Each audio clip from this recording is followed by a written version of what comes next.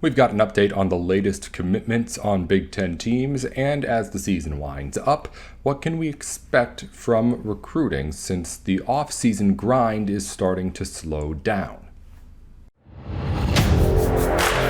You are Locked On Big Ten, your daily podcast on the Big Ten Conference. Part of the Locked On Podcast Network. Your team every day.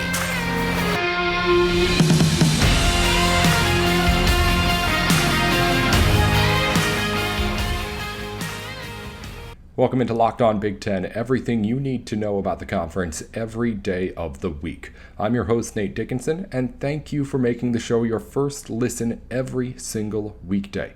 Coming up on today's show, John Garcia Jr. is back in to break down a little bit more on recruiting, some commits for us to talk about, but also we'll get into the start of the football season coming up. What does that mean since the big recruiting schedule of the offseason is now, of course, for coaching staff's going to get cut down, but players will still be taking visits to schools. There will still be players committing, but we'll talk to John about what kind of slowdown we can start to expect here and when exactly that happens as the season gets started up here on Locked On Big Ten. Of course, before any of that with John, though, the biggest news from the day, big news out of Michigan State. Not necessarily news that Tom Izzo is staying with the Spartans, but he has re-signed his deal. He'll be a Spartan for life, was the official quote. And the reports coming out now that could be worth $6.2 million per season under the newest terms. So, of course, a big check for Coach Izzo, as we said. It's the biggest news of the day, I guess, but I don't really know. I mean, again, him staying at Michigan State isn't news. The number, news, sure. Other news out of the Big Ten, Apple and Amazon could be involved in a possible Big Ten streaming package. We talked about this a little bit when it was announced that ESPN was done with the Big Ten. I didn't know where all the other sports went, right? Because Fox, I'm guessing, now gets more involved. CBS and NBC are going to have their chunk of whatever it is if that deal that we've been reporting has been finalized. Not us reporting, not me reporting. We've been talking about it. Anywho, if that goes through, of course, tons of games to be spread around and tons of time on those networks that'll want it. But at the same time, like NBC said, Peacock could get involved on that initial report. But now, as far as all the other sports goes, I'm very interested to see how this works because really, aside from there being talks between Apple and Amazon, that's all that we got in this story. There's no sort of indication as to how this thing could be structured and how much each of those services would get. Again, Big Ten reportedly wants a streaming side of things and is in talk with Apple and Amazon for that.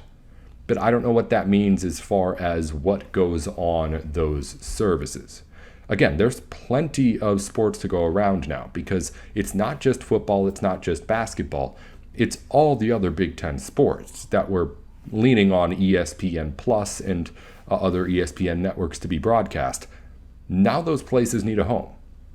And Big Ten will find one for them, but I'm very interested to see exactly how all this shakes out because that was a big part, I thought at least, of the deal with ESPN was that there was going to be Big Ten games for smaller sports out there getting exposure. So now with the Big Ten throwing that aside, they still want to have, of course, those games on TV.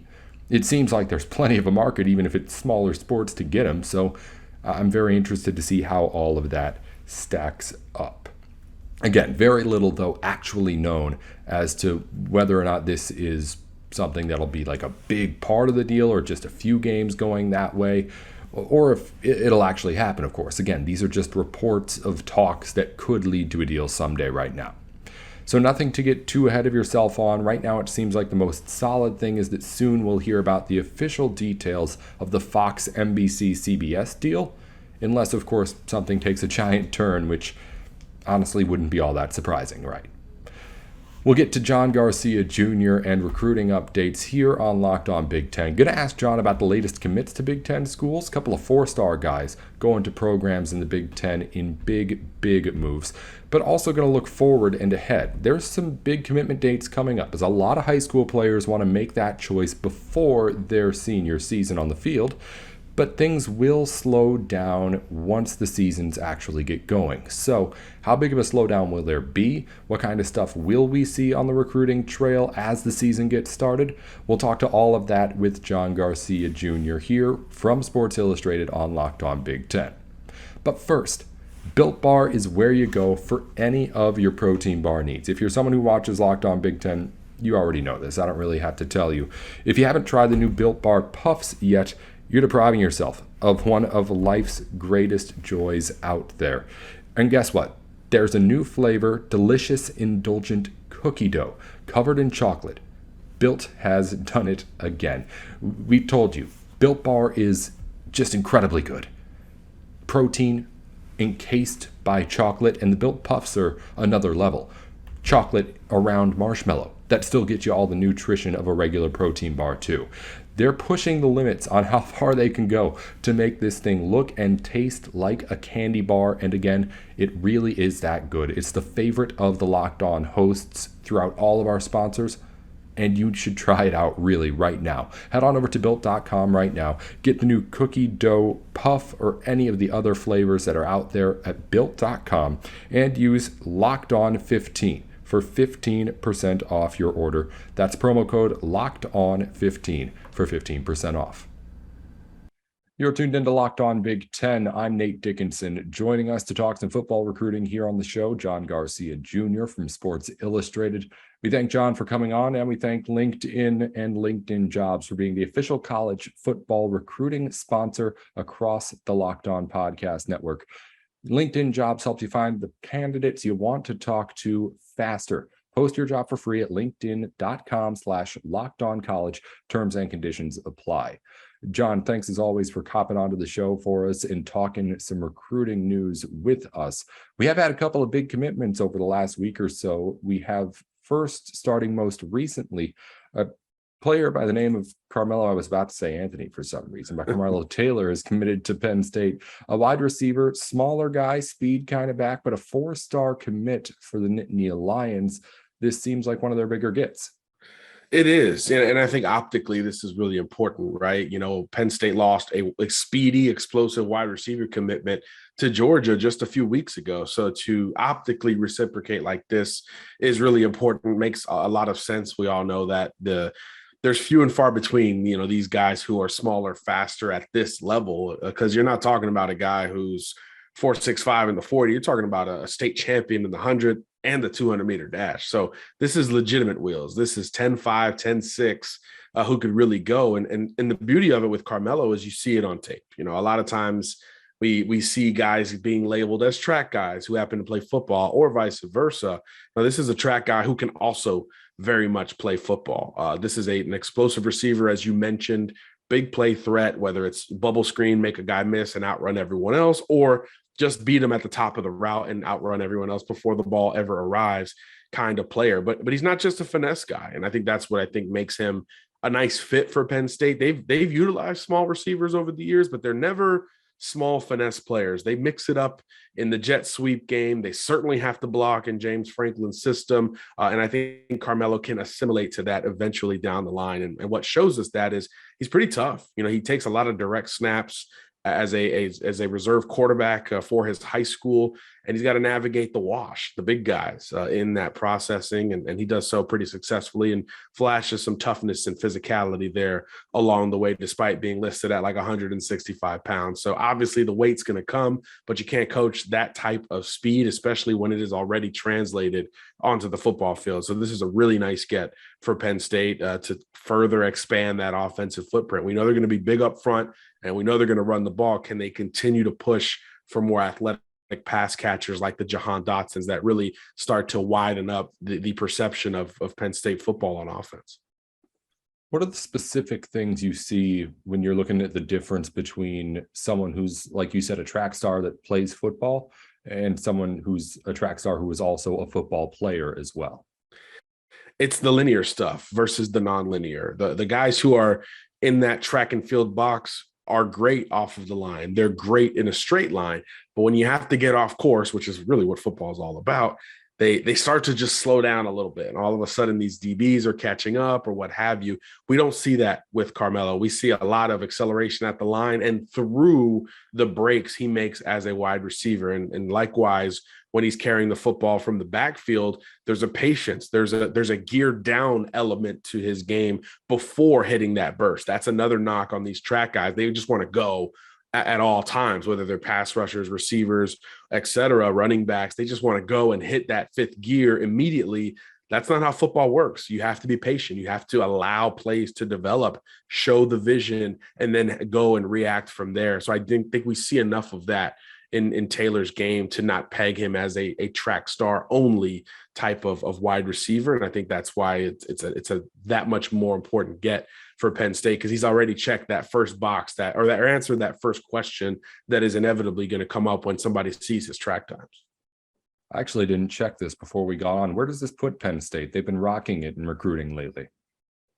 Yeah, they've been right in the thick of the top 10. So they've had some fluctuation on their commitment list. So if they bump down, they'll bump right back up. But they could be on the verge of a really big pledge in this class. Jackson Smolik, the Elite 11, breakout star that Penn State just offered, decommitted from Tulane in the middle of the week. So it does seem like if he makes a decision sooner rather than later, Penn State could replace another big flip they lost earlier in this cycle in Marcus Stokes at the quarterback spot. So that's really, and how we evaluate classes, the big hole in Penn State's class. So if they march towards filling that gap, I think this class will be more complete in presentation and continue to rise up the ranks thereafter. I mean, Ohio State's going to maybe run away with the best class in the Big Ten, but at this point, it's hard to imagine Penn State not penciling themselves in as that number 2 spot. And that's like we talk about in the SEC behind either Alabama or Georgia. I mean, that's a great spot to be in because of the ridiculousness that is Ohio State recruiting. Yeah, it's huge. Moving on to the Buckeyes, they picked up a commit a little more than a week ago, I believe it was by now. Arvell Reese, linebacker, another 4-star guy. So again, still one of the better gets for Ohio State. But of course, as you mentioned, they're bringing in guys like this all the time, it seems. But this guy, an Ohio native, he's got some more size to him at a linebacker spot too. It seems like body-wise, he is pretty close to college ready, maybe. I mean, you never know with the strength and all that kind of stuff. He'll get in the weight room. But what do you know about this player and how he navigates from that linebacker spot? Yeah, a big need for Ohio State. Believe it or not, we know they're so consistent on offense, right? Every position is really great. I mean, they got 4 receivers in the 99 that we just released. It was just absurdities. And in the secondary, they're always good, right? We know the prowess, the talent is always there. But at that linebacker level and the pass rusher level, outside of a couple of great players in the last few cycles, not a lot of depth at those positions. So you need to continue to stack talent in that regard. And I think Reese could potentially satisfy 2 of those needs, depending on, like you said, Nate, you set me up perfectly, how his body fills out. Right now, 6'3", 210, 215, something like that. But, man, you see a lot of explosiveness and edge ability in his game. So it makes you wonder, will he bulk up and be kind of that linebacker that likes to walk down and pressure the passer in addition to Larry Johnson's guys up front? Or does he stay at that true second level and help you with that explosiveness cover some of these, crazy tight ends we see in the Big Ten, or these slot receivers that give people a ton of fits? Could he be that type of player for the Buckeyes? Or maybe the answer is both. But either way, I think he's got the athletic foundation to do that. I mean, a lot of his highlights are special teams plays, where as one of the biggest men on the field, young men on the field, he's the first guy down there to make contact. So I think there's a lot of just pure speed and explosiveness in his game. He is absolutely a finisher at the point of contact. And now he's going to play at Cleveland Glenville, which is really one of those programs, right? When you talk about Ohio football and Ohio State football, frankly, Cleveland Glenville is one of those programs that you just expect to see a lot of intensity and a lot of talent. So he's now transferring there to play his senior season. So that pipeline all of a sudden continues a little bit more for the Buckeyes. But again, it's a bigger position of need than people realize. They assume, okay, number 2 class or whatever it is, they have everything. Well, it's not always the case. There's still big needs defensively for the Buckeyes. So I think doing so and satisfying that need in state is always impressive. Someone mentioned the same thing about Ohio State's linebackers. I had put up something about how, it seems like every position group at Ohio State could compete with any others in the country. And then I got responses and stuff like, oh, Ohio State's linebackers could beat Iowa's linebackers. And I'm like, okay, Of course. That's what it is. You mentioned a guy like Stallwick, who's a decommit Penn State target. Is there anybody who you're thinking right now is like at least on the radar as this is a big guy who could be making a decision soon that has Big Ten names around him? Yeah, there's a few guys that are getting closer to decisions. We're at that bubble, Nathan, where it's like we want to commit before our senior seasons, but we also want to focus on our senior seasons as well. But, the late summer visit window, I think, really pushed guys towards making decisions right in the month of August. So in terms of like commitments that are already planned, there are a few that are going to have some Big Ten connotations. Miles McVay, big St. Louis offensive lineman, comes to mind. I think he comes off the board tonight, actually. So I don't know when this is airing, but that could be something that involves a couple of Big Ten programs as well. Kelby Collins, a big defensive lineman from down in Alabama. He's had Ohio State, Penn State involved in his conversation. Tamarion Parker just decommitted from Penn State. So that's another position of need up front for the Nittany Lions in terms of this cycle. So in the next week or so, there could be a few decisions that do impact the Big Ten, but the one I've got my eye on is certainly Smolik. If he pops, I do think the sooner the better from that Penn State angle. Otherwise, some teams outside of the region that haven't satisfied that quarterback need, well, one in the region is Notre Dame. They could get involved. Then you go into the South, Florida State, Auburn, Texas A&M, yet to bring in a quarterback. Georgia in this class of 2023. So you wonder if they trickle down to Smolik on their radar. But, this is an interesting case late in the cycle. He finished number 8 for us at the Elite 11, which is a big deal because this year is branded as kind of the year of the quarterback in recruiting. So to finish 8th as a guy who we didn't know a ton about when he got to LA as a replacement for the Elite 11, pretty cool story. And it looks like it's going to pay off pretty quickly after the event for him once he levels up and picks his new school. Let's wrap things up by looking a little bit down the road, John. As you look at and you see high school players, like you said, starting their football seasons, college football programs obviously starting their seasons as well. What do you think we'll see as far as, obviously things will slow down, but what do you think we can expect as far as like frequency of news and recruiting news throughout this football fall? And also, what windows are we going into here? Like, what are people allowed to do? Yeah, Jaden Bonsu is another guy to keep an eye on, by the way. New Jersey kid, Ohio State very much in the thick of it. Speaking of needs and adding to a great class, big time safety recruit.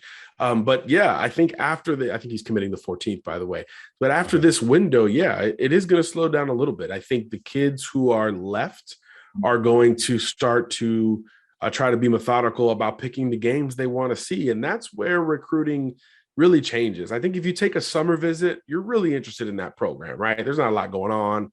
The students aren't really on campus. It's about recruiting. I think now this time of year, you be a little bit of a college football fan, which is understandable. You start to say, hey, which games do I want to see, right? Ohio State, Notre Dame, Oregon, Georgia, a bunch of big games, of course, early in the season throughout the country. You start to try to be methodical about that. But so there will be visits, but they're not all as, I guess, intense as we saw over the summer, and they won't all be official visits, of course. So I do think we'll see a little bit of fluidity, just certainly not as much as we expected or as much as we got in June and in the month of July, even into August at this point. So a lot of kids are going to kind of take their time. And the other part of that is they want to see how these schools look. Not only is it, schools that we expect to be great, hey, can they actually live up to the hype? But there's 20-something new Power 5 coaching staffs out there, right? How does LSU look under Brian Kelly? How does Notre Dame look under Marcus Freeman? I know the Big Ten didn't have any, true turnover in that regard, but it's going to factor into some of these decisions, particularly relative to the position projection that these kids occupy. If you're a quarterback, you want to know how Mario Cristobal's offense is going to look under Josh Gaddis, right? Those are maybe contrasting styles optically. How is that going to meld together when they hit the field this fall? There's a lot still to be answered on the field from these programs. And it's not just on the positive end. It could also work on the negative end where, hey, school X's left tackle, Wisconsin's left tackle is just getting killed today.